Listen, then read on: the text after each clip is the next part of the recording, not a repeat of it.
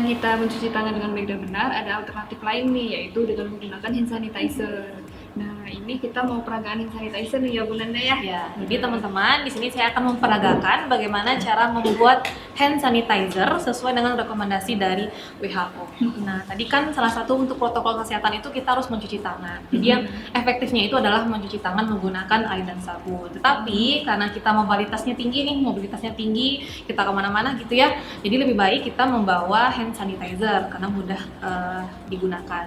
Nah, untuk bahan-bahannya sendiri, untuk hand sanitizer itu yang pertama ada alkohol 96% atau kita kenal juga sebagai etanol 96%. Jadi di sini di depan saya sudah ada bahan-bahannya, etanol 96%, ada H2O2 3%, kemudian ada gliserol dan juga ada aquades. Nah, fungsinya di sini etanol 96% ini sebagai antiseptiknya ya. Itulah zat aktifnya ya, teman-teman. Kemudian ada H2O2 atau hidrogen peroksida. Nah, jadi H2O2 ini berfungsi sebagai menghilangkan spora nih atau juga menghilangkan kontaminan yang ada dalam larutan. Kemudian ada gliserol.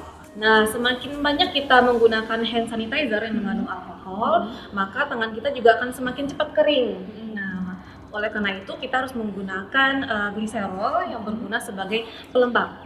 Kemudian kita gunakan aquades.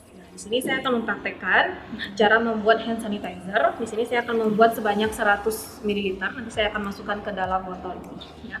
Nah, yang pertama, sini ya, ada etanol 96% di sini. Kemudian ada aquades, ya. Kemudian ada hidrogen peroksida 3% dan juga ada gliserol. Nah, berdasarkan rekomendasi dari WHO, kandungan etanol yang baik itu adalah sebanyak 80% nih Bu Rizky, ya 80%. Jadi, karena kita punya etanol 96% dan kita akan membuat larutan sebanyak 100 ml, maka etanol yang kita butuhkan adalah sebanyak 83,3 ml. Jadi diencerkan gitu ya. Diencerkan, benar Bu Rizky. Jadi di sini saya punya etanolnya ya. Kita masukkan sebanyak 83,3 ml. Kemudian kita masukkan H2O2 atau hidrogen peroksidanya. Nah, di sini kandungan H2O2-nya itu sebanyak 0,125%.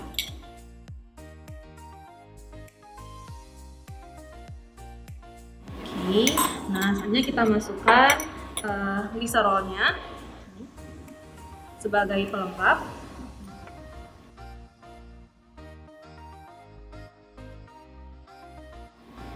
Karena di sini gliserol itu viskositasnya tinggi, ya hati-hati teman-teman. Di sini perlu kita bilas dengan menggunakan aquades. Ya, jadi jangan sampai tersisa nih si gliserol yang ada di dalam gelas ukurnya. Ini ada aquades. Kita gunakan untuk membilas gliserol yang tertinggal di dalam gelas ukur. Ya, bisa kita aduk-aduk. Ini kita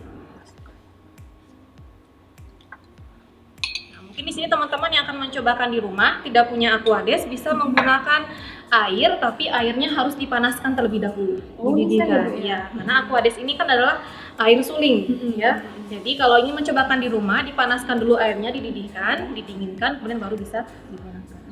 Ya. Gliserolnya bisa diganti juga nggak Bu? Gliserol itu bisa diganti dengan pelembab yang lain, tapi berdasarkan rekomendasi WHO menggunakan gliserol. Kenapa? Karena lebih aman dan harganya juga terjangkau, ya. Oke, di sini sudah kita masukkan semua bahan-bahannya. Kita aduk-aduk atau kita homogenkan. Setelah itu bisa kita masukkan ke dalam botol semprot. Sudah bisa di mau coba? Oke, ya. 1, 2, 3. Yeah. Wah. Ya, jadi sudah bisa digunakan hand sanitizer-nya. Untuk penggunaan hand sanitizer sendiri itu sekitar 2-3 ml ya, digunakan di seluruh pergelangan tangan. Kalau hand sanitizer bisa dipakai di permukaan meja gini nggak Bu? Nah, untuk penggunaan hand sanitizer sendiri itu lebih efektif untuk kulit ya, untuk tangan. Makanya namanya hand sanitizer atau penyanitasi tangan. Nah, untuk membersihkan permukaan, ya karena kita tahu kan penularan virus coronavirus ini itu kan melalui droplet ya. Iya. Nah, kita ngomong seperti ini kan pasti droplet banyak yang jatuh bertebaran gitu ya Bu ya. Nah, maka untuk membersihkan permukaan ya untuk lantai di rumah, kemudian untuk pegangan pintu kita gunakan disinfektan. Nah, di sini saya akan mencontohkan cara pembuatan disinfektan. Lengkap sekali ini ya, ada penggunaan sanitizer.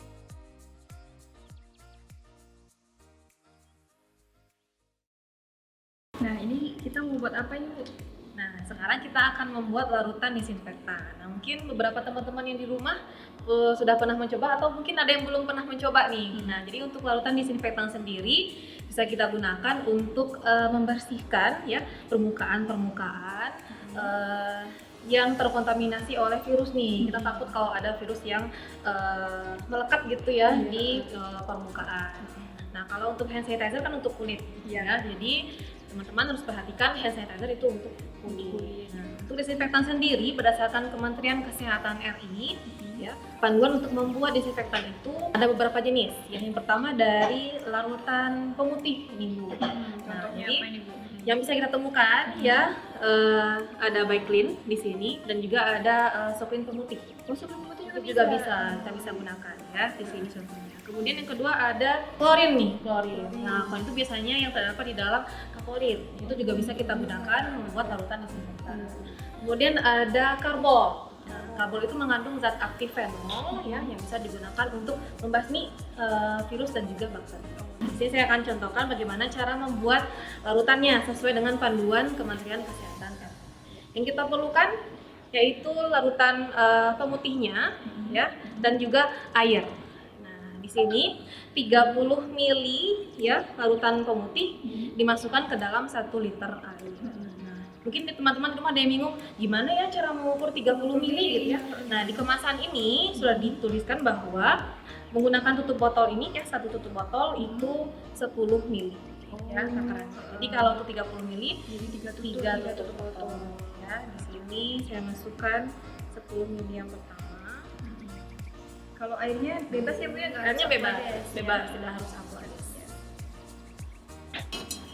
Sekarang sudah jadi ini larutan disinfektannya kita masukkan ke dalam botol semprot.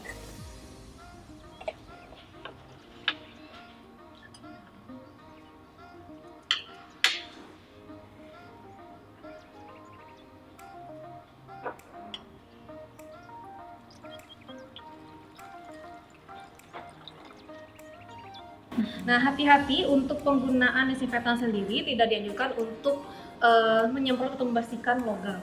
Ya, logam kenapa? Karena dia bersifat korosif. Nanti logamnya bisa korosif. Apalagi nanti kalau disemprotnya ke tangan ya, Bu? Jangan, ya Oh, nanti iya. bisa menyebabkan iritasi. Ya. Ini sudah jadi cairannya. Nah, bisa kita aplikasikan. Ya.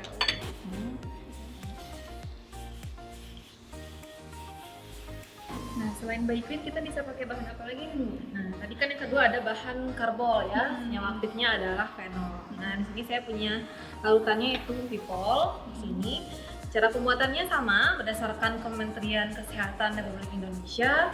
Untuk membuat dalam 1 liter itu butuh 30 ml ya larutan dari Vipol. Nah, sesuai dengan takarannya itu 1 tutup botol ini sama dengan 10 ml. Ya, jadi kita butuh sebanyak 3 botol.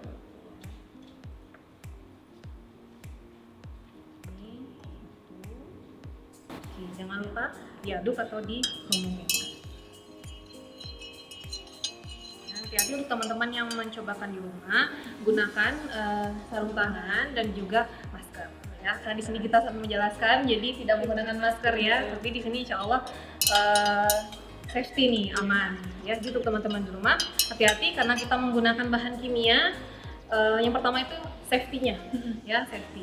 Itu juga untuk pada proses penyemprotannya, pengaplikasian dari si disinfektan juga gunakan sarung tangan. Nah, selain disemprot juga bisa kita masukkan kain, kain, kita masukkan ke dalam larutan ini, kemudian kita gunakan untuk membersihkan permukaan yang sering nih kita sentuh. Ya. Oke, sekian peragaan untuk membuat larutan disinfektan. Silahkan dicoba di rumah dan dipraktekkan.